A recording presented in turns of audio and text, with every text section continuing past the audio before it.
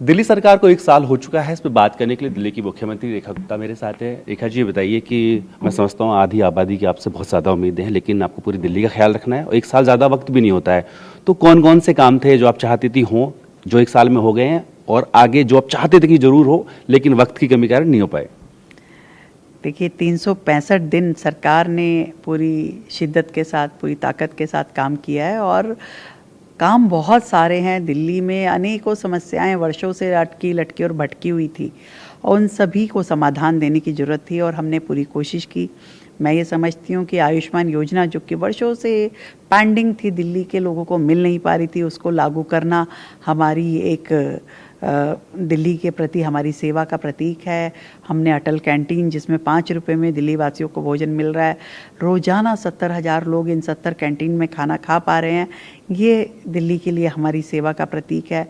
एक बेहतर इंफ्रास्ट्रक्चर की दृष्टि से हमने जितने भी पेंडिंग काम थे जो पिछली सरकारें पूरा नहीं कर पा रही थी, उन सबको हमने आगे बढ़ाया है। दिल्ली का एक फाइनेंशियल सिस्टम मैंने क्रिएट किया जिसमें कि एक कैपिटल एक्सपेंडिचर की पावर और मैं उसको करने की स्थिति में आई। हमने 21,000 करोड़ का लोन मार्केट से कम रेटों पर लेकर के दिल्ली के इंफ्रास्ट्रक्चर को बेहतर करने के लिए लगाया। हमने मेट्रो का जो अगला फेज़ है उसके लिए भी उसमें इन्वेस्टमेंट किया। हमने दिल्ली में इलेक्ट्रिक बस फ्लीट के लिए आज दिल्ली की हमने सबसे बड़ी, पूरे देश में हर राज्य से बड़ी इलेक्ट्रिक फ्लीट बसों की हमने खड़ी करी है। 4,000 बसें हमारे राज्य के पास हो गई हैं और आने वाले समय में इसको हम और बढ़ाने वाले हैं। तो ये सारे काम हैं जो लगातार चल रहे हैं। लगातार कूड़े के पहाड़ों पे काम चल रहा है। इस साल उसमें से 2 कूड़े के पहाड़ हम ख़त्म कर पाएँ, ये हमारी कोशिश है। लगातार यमुना सफाई पे काम चल रहा है,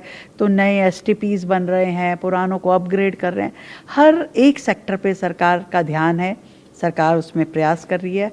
दिल्ली की जनता के लिए बेहतर दिल्ली बने, इस पे काम हो रहा है। और कोई काम जो आप चाहते थे कि हो लेकिन समय की कमी के कारण ना हो पाए मेरा हो? मन तो ये था कि यमुना हम जल्द से जल्द साफ कर दें, प्रदूषण बिल्कुल ख़त्म कर दें, कूड़े के पहाड़ तुरंत हट जाएं, परंतु इन सब चीज़ों में समय लगता है। आज यमुना साफ करने के लिए जिस इंफ्रास्ट्रक्चर की ज़रूरत है वो ही अभी तक दिल्ली के पास था नहीं। अब नए जो हम सीवेज ट्रीटमेंट प्लांट बना रहे हैं तो उसके बाद ही इन नालों की सफाई हो पाएगी, उसके बाद ही साफ पानी यमुना में पहुंच पाएगा। आज प्रदूषण ख़त्म करने के लिए जिन इंफ्रास्ट्रक्चर की ज़रूरत है, मान लीजिए आपको बिल्कुल एमिशन फ्री आपका बिल्कुल व्हीकल होने चाहिए, वो दिल्ली शहर के पास नहीं है, तो उसको मोटिवेट करने के लिए दिल्ली सरकार काम कर रही है। अपनी इलेक्ट्रिक फ्लीट बदलने के लिए दिल्ली सरकार काम कर रही है। तो ये सारी चीज़ें जिसमें समय ज़रूर लग रहा है परंतु समाधान पुख्ता मिले, इसके लिए हम आगे बढ़ रहे हैं। ये साल तो पूरा हो गया, अगले साल के लिए क्या क्या टारगेट रखा गया है? टारगेट यही है कि इन सभी कामों को पूरा करें जिन हर सेक्टर में दिल्ली सरकार ने जो चीज़ें शुरू करी है। दिल्ली के लिए पानी की लाइन, दिल्ली के लिए सीवर लाइनें, दिल्ली के लिए बेहतर स्कूल, बेहतर हॉस्पिटल, इन सभी सेक्टर्स पे काम करना है। नए फ्लाईओवर हमने डाले हैं, नई बड़ी बड़ी ड्रेन्स जो ड्रेनेज मास्टर प्लान के अंतर्गत बनाना शुरू किया है, ये सब दिल्ली को मिलेगा। दिल्ली में वाटर लॉगिंग जैसी समस्याएं ख़त्म होंगी और दिल्ली को बेहतर एक माहौल मिलेगा। आपका जो पहला बजट था उसमें तकरीबन आपने 25% की वृद्धि करी। इस बार क्या टारगेट है और इस बार आप ईवी पॉलिसी भी नहीं लेके आ रहे हैं, उसमें क्या खास होगा? ईवी पॉलिसी प्राइवेट सेक्टर को मोटिवेट करेगी कि लोग अपने व्हीकल्स को ईवी पे कन्वर्ट करें, एमिशन फ्री हमारा पूरा का पूरा ट्रांसपोर्टेशन हो। और ये बहुत ज़रूरी है क्योंकि धुआं जो है वो बहुत बड़ा कंपोनेंट है प्रदूषण में और उसको हम सबको मिलकर के ठीक करना होगा। एक और जहाँ सरकार अपनी पब्लिक ट्रांसपोर्टेशन को बेहतर करेगी तो जनता को अपने प्राइवेट व्हीकल्स को भी एमिशन फ्री करना पड़ेगा। बजट पिछली बार 25% से बढ़ाया था, इस बार क्या इरादा है, बता दीजिए। देखिए, हमारे बजट का एक एक रुपया जिसे कहते हैं वो जनता के हित में खर्च हो, मेरा वो टारगेट है और उसी दिशा में हम आगे बढ़ रहे हैं कि हर विभाग अपने कामों को पूरा करे और बजट को पूरी तरह यूटिलाइज करे।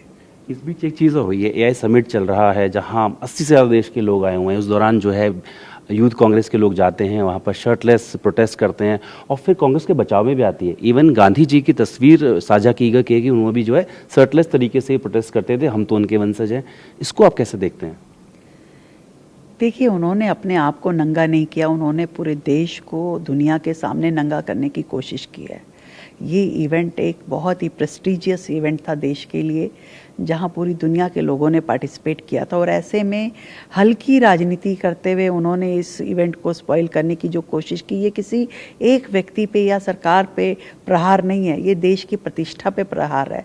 और मैं ये समझती हूँ कि इस घटिया और शर्मनाक हरकत के लिए पूरा देश एक मत पे है और कोई इनको माफ़ करने वाला नहीं है। जवाब राहुल गांधी को भी देना पड़ेगा, जवाब पूरी कांग्रेस पार्टी को देना पड़ेगा, जनता जवाब लेगी।